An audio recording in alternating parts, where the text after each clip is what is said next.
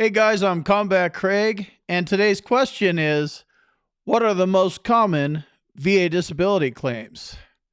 The most common VA disability claims, in my opinion, are mental health claims. If you think about it, every single one of your service connected disabilities has an effect on your mental health. Not most of them, like all of them do. So, why are mental health claims not at the top of the list of the 10 most common VA disability claims?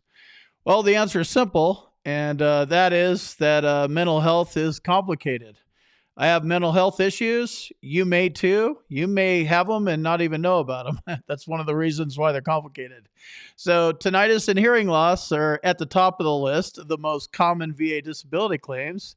And fun fact, they both cause a whole host of mental health conditions as well as secondary conditions. So, let's say that you have a service connected disability like plantar fasciitis or migraines or a lower back condition or something like that. You focus on the pain, right? You can't see past the pain. That's the pain takes over your entire life. You live in it, you feel it, and that's all you know. If you're unable to focus on anything other than the pain and the, you know, physical condition of your body, how are you going to be able to, check out your mental health status? It's hard to focus on anything. Now it's like, oh, okay, well, now I have a mental health claim going on too. Too much. I'll just keep focusing on my foot pain. So, in order for you to win veteran benefits for your mental health claim, you're going to have to prove it. And that's going to start with admitting that you have a mental health problem. So, you have to be open to that concept. So, you have to put the pain on hold for a moment, dig deep, and see how it's affecting your mental health. That's probably the first ask. Easier said than done. I get it, but that's the first step. So once that happens, you need to go to a psychologist for therapy so he can start treating you and figure out what kind of mental health problems you actually have, if any. You may not have any. But then you're going to need to be diagnosed with something. And then you really know you have a mental health condition because you have a diagnosis and a diagnostic code, right? So after you've done that, you need to figure out how to get it service connected. If I'm using one of these examples above, hearing loss, tinnitus, migraines, plantar fasciitis, lower back pain, you're probably going to file a mental health claim on a secondary basis because your service connected condition, your back, migraines, they are causing your mental health issues. So you're going to file it as a secondary claim. So now you have the diagnosis. You're getting ready to file a claim, submit your intent to file. Now you need to understand what the VA is going to be looking for. How do they rate mental health claims? In order for you to get the proper compensation that you deserve, you should probably know how the VA looks at it and what they're going to be looking for. So let's switch over to the screen share. All right, so determining VA ratings for mental health disorders. When the VA is determining the appropriate disability rating for your mental health disorder, the main thing VA raters should consider is your symptoms. And then in addition to the symptoms, the VA rater needs to also determine how your symptoms impact your occupational and social impairment, your work and your social life. So the rater is, looking for symptoms on a DBQ, as well as, how they affect your social and work life.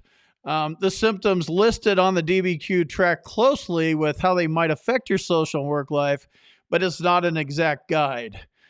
These symptoms are a guide, and if you look closely at how they word it, it falls into the 100, 70, 50, 30, 10, and 0% rating criteria. The low ball ratings of 10 and 0 do not contain this exact language that I'm showing up on the screen right now, but it applies to all of them. So the main thing that I want you to follow along here, if you're looking at the DBQ or looking at the rating criteria, is the phrase due to such symptoms as. That leaves a lot of interpretation open, right?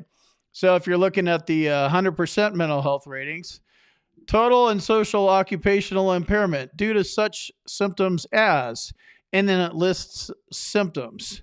So it could be those, not all of them, not exactly, or it could be due to such symptoms as the ones that are listed, right? 70% VA mental health rating. Again, this is deficiencies in most areas of your work and social life. Again, there we see due to such symptoms as, and it lists symptoms. 50% due to such symptoms as, and by the way, I'm going to go over these symptoms more in depth and kind of explain how this all fits together. But this is the first part that I want you to understand. And I got this question, how do the symptoms match up with the ratings? And as they do not match up exactly with the ratings, we could kind of put it together. And, we don't know exactly how the VA rater is going to look at it, but they're going to be looking at your symptoms and your social and occupational impairment. So it's in the 50% VA mental health rating. It's in a 30% VA mental health rating, both this verbiage of due to such symptoms as. And then when you get to 10% VA mental health ratings, that phrase disappears because a 10% mental health rating means it's very mild and or the symptoms are controlled by continuous medication. A 0% VA mental health rating means that a condition has been diagnosed. You got that part done, but it doesn't interfere with anything and you don't even need meds for it. So that's where those zeros and tens come for. Really, they just don't really bother you is what it comes down to. So when we're talking about due to such symptoms as means the VA is looking for examples, the ones that are listed here, or anything that's similar to those. And, this really leaves the door wide open. I like to call this squishy VA law because they don't spell it out. It's really open to interpretation of your psychologist, of the VA rater, of the psychologist you see at the C&P exam. Everybody's able to throw their medical opinion in the ring, and nobody's really right until you actually have to argue your case. So in order for the VA rater to give you an accurate rating, they do not need to find any symptoms listed in the different rating criteria. They only need to find things that are similar. So, of course, if you have these exact symptoms, that's not going to hurt. That'll help, obviously, right? So your symptoms need to be properly recorded, and that comes down to frequency, severity, and duration, and how much it affects your social and work life. Frequency, severity, and duration. That's what this comes down to, and your work life. So this is where the standard of proof comes in. When you go to a medical professional to get diagnosed and weigh in about the severity of your symptoms, the standard is at least as likely as not. That's the minimum standard and the only standard you need, that your current mental health problems are at least as likely as not due to, caused by, or aggravated by your service-connected disability. This is a 50% or a 50-50 chance. And in this case, tie goes to the veteran. To avoid a tie, it's better to be actively seeking treatment from the VA. So you have current medical records. That would be a good thing. And this is also where a personal statement or a buddy letter would help tip the scales in your favor. If we're, landing on this at least as likely as not, this exact 50-50 thing, and it's a tie, you adding in a personal statement or a buddy letter might tip the scales in your favor, 52-48, you win. You win at 50-50. Be better to get a little higher. Now, it's unknown how much probative value a buddy letter or a personal statement provides, since it's not a medical opinion, but get it, and it does have probative value. Any amount you can eke it over the 50-50 mark, the better it's going to be for you. So this is the way that it's supposed to work. This is the way the law is written. Doesn't always work this way. Totally get it. Didn't work that way for me for years. So let's take a look at the mental health symptoms as well as the levels of social and occupational impairment and see if we can match them up. This is not an exact matchup, but we can get pretty close on this stuff. All right, I took these out of the mental health DBQ. I'm going to scroll down to it because I kind of rearranged it for the purposes of being able to explain it a little better. But this is it. You could go download this mental health DBQ. This is all the symptoms. And the way they're organized is a little confusing. And I'm also going to do a follow-up video that goes down into each one of these and explains them a little better.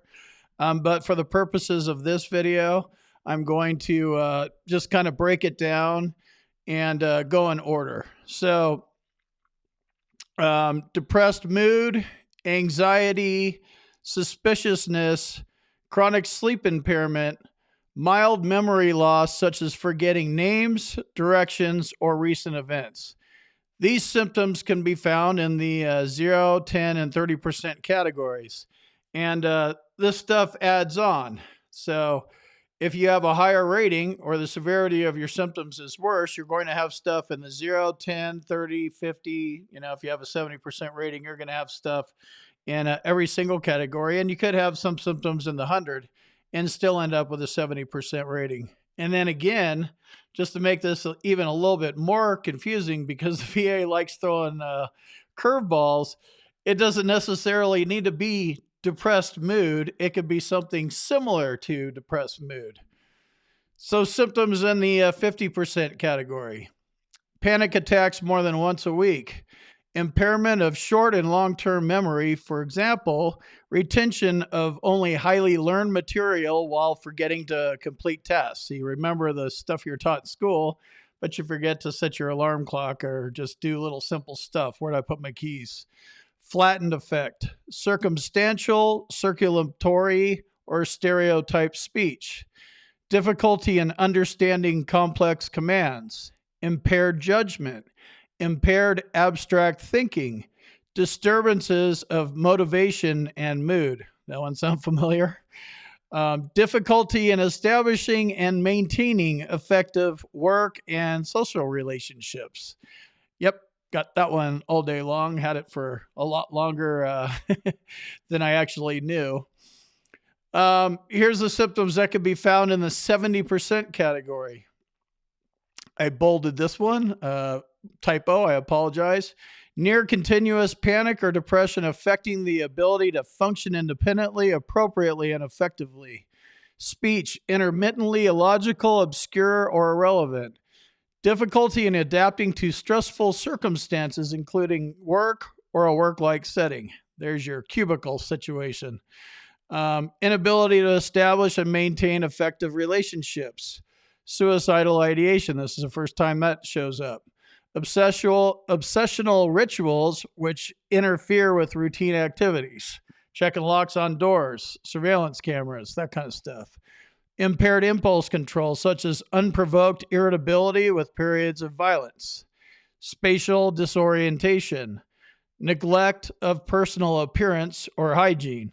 Again, you don't need to have all these or exactly these things. This is kind of the guideline of the symptoms in the 70% mental health category.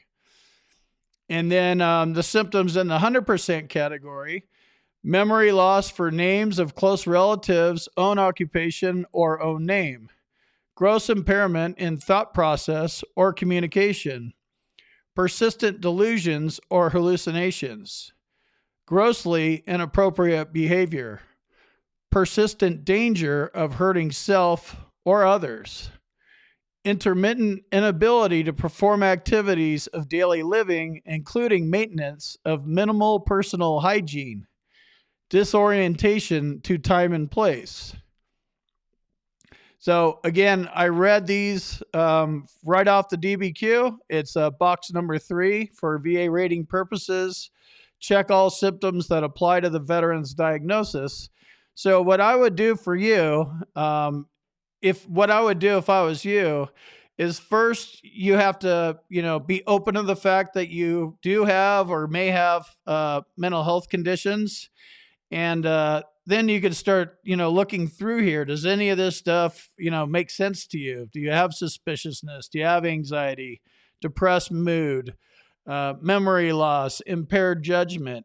And then you have to dig in deeper and understand what each one of these things mean. And then the next step is off to a board certified psychologist so you could actually get diagnosed, because it's good to know what you have or what you think you have. A doctor needs to diagnose you with this, and you're just basically doing the prep work, so you can go to the doctor and tell them everything that's going on. And then the last part here, I gotta try to get down and scroll down here a little bit more.